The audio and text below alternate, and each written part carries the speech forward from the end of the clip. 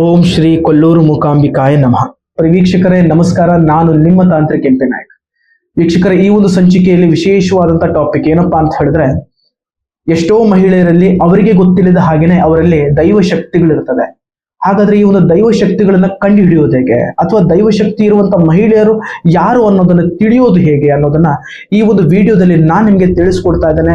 Video ಪೂರ್ತಿಯಾಗಿ ನೋಡಿ ಮತ್ತು ಹೆಚ್ಚಿನ ಮಾಹಿತಿಗಾಗಿ ಸ್ಕ್ರೀನ್ ಮೇಲೆ ಕಾಣಿಸ್ತಾ ಇರುವಂತಹ ನನ್ನ ನಂಬರ್ಗೆ ನೀವು ಕರೆ ಮಾಡಬಹುದು.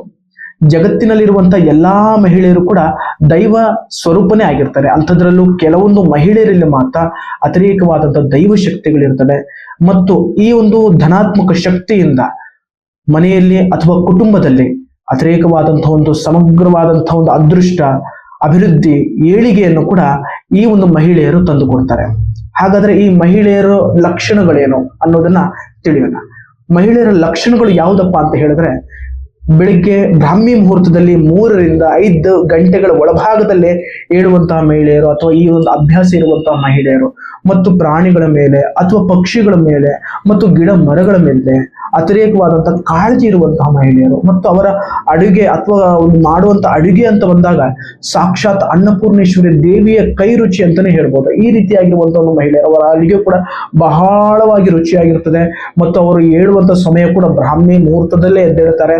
ಮತ್ತು ಇಂತಹ ಮಹಿಳೆಯರು ಪ್ರಾಣಿಗಳಲ್ಲಾಗಿರ್ಬೋದು, ಪಕ್ಷಿಗಳಲ್ಲಾಗಿರ್ಬೋದು, ಮತ್ತು ಮಕ್ಕಳಲ್ಲಿ ಕೂಡ ಆಗಿರ್ಬೋದು ಅತಿರೇಕವಾದಂತಹ ಪ್ರೀತಿಯನ್ನು ಕೂಡ ಇಟ್ಕೊಂಡಿರ್ತಾರೆ. ಮತ್ತು ಅವರ ದೇಹದಿಂದ ಬರತಕ್ಕಂಥ ಸುಗಂಧ ಬಹಳ ಪರಿಮಳವಾಗಿರುತ್ತದೆ. ಮತ್ತು ಆಗುವಂತ ಅವಘಡಗಳಿಗೆ ಮುನ್ಸೂಚನೆಗಳು ಕೂಡ ಇಂತಹ ಮಹಿಳೆಯರಲ್ಲಿ ಕೂಡ ಇರುತ್ತದೆ. ಕನಸಿನ ಮೂಲಕ ಆಗಿರಬಹುದು, ಕೆಲವೊಂದು ವಿಚಾರಗಳಿಂದ ಅವರಿಗೆ ತಿಳಿದು ಬರ್ತದೆ ಮುಂದೆ ಏನಾಗಬಹುದು, ಏನು ಆಗೋದಿಲ್ಲ. ಈ ರೀತಿಯಾಗಿ ಅವರು ಎಲ್ಲಾ ಋಣಾತ್ಮಕ ಶಕ್ತಿಯನ್ನ ತಡೆ ಹಿಡಿದು ಮನೆಯಲ್ಲಿ ಸಮಗ್ರವಾದಂತ ಒಂದು ಪ್ರೀತಿಯಿಂದ ಅದೃಷ್ಟ, ಏಳಿಗೆ, ಇಂಪ್ರೂವ್ಮೆಂಟ್ ಅನ್ನೋದು ಈ ಮಹಿಳೆಯರಿಂದ ಖಂಡಿತವಾಗ್ಲೂ ಬರ್ತದೆ.